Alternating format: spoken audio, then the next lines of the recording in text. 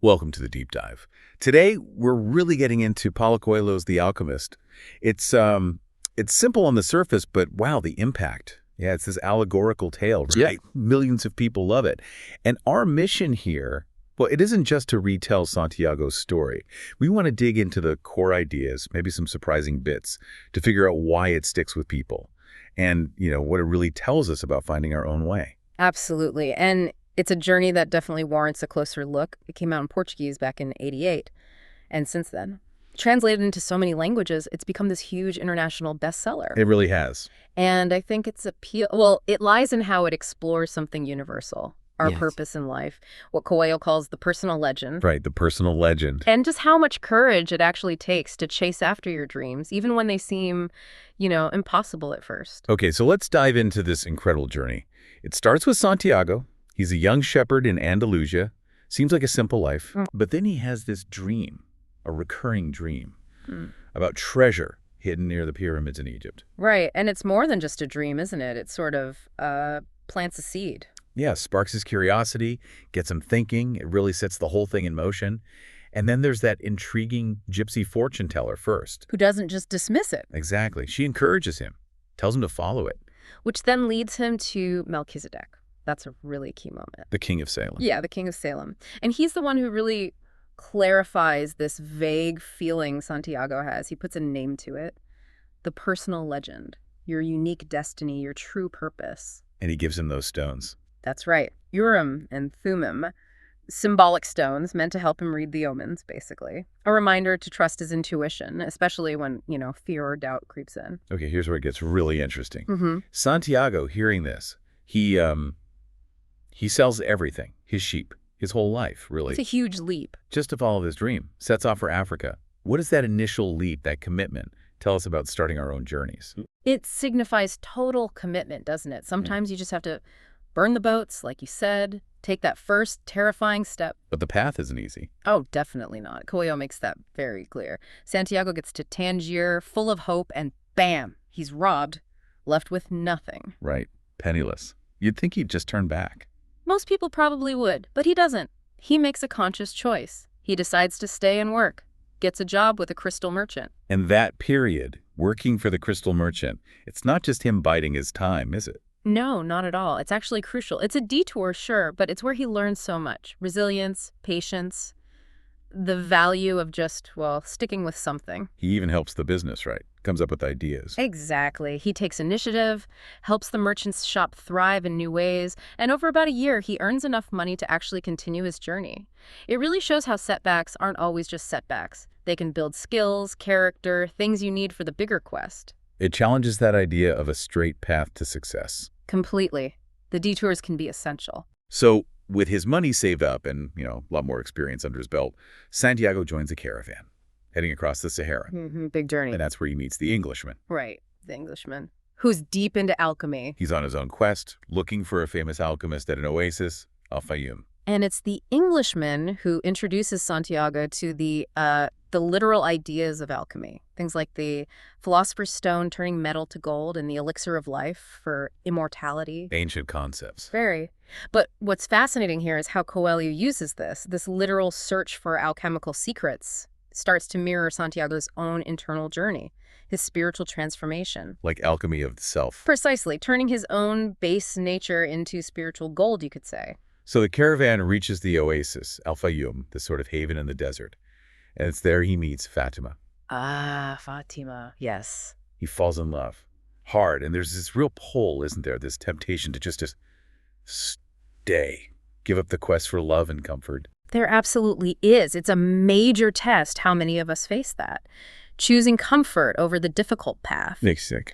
But Fatima's role is so important here. She doesn't hold him back. She actually encourages him to keep going, to follow his personal legend, showing that real love supports your destiny. It doesn't obstruct it. That's a powerful message. It is. And then, while he's at the oasis, Santiago has that vision. You attack on the oasis. Exactly. He sees it coming. He warns the tribal leaders. And when he turns out to be right, it earns him immense respect.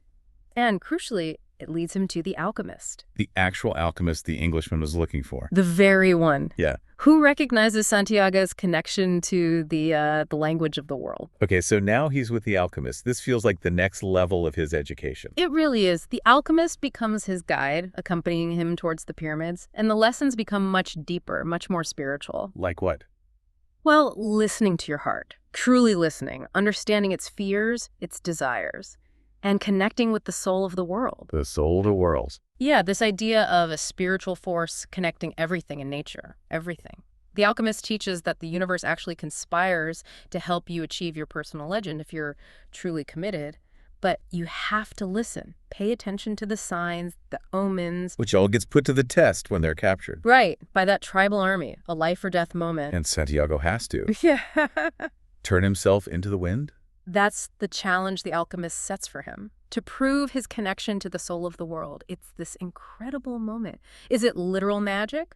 Or is it about demonstrating complete mastery over himself and his connection to nature? What do you think Coelho is showing there about human potential? I think it's deeply symbolic, but also hints at a potential we've maybe forgotten. Santiago achieves it through deep meditation, connecting with the desert, the wind, the sun, the soul of the world. It's the peak of his spiritual growth in the story. Secures their freedom, yes, but more importantly, it shows he's learned the ultimate lesson. He's in tune. Raises that question, doesn't it? What could we do if we were truly in tune like that? So after all that, he finally makes it. The pyramids. The destination he dreamed of. He starts digging, convinced the treasure's right there. After everything, this must be it. But then, attacked again. Thieves this time. Another brutal setback.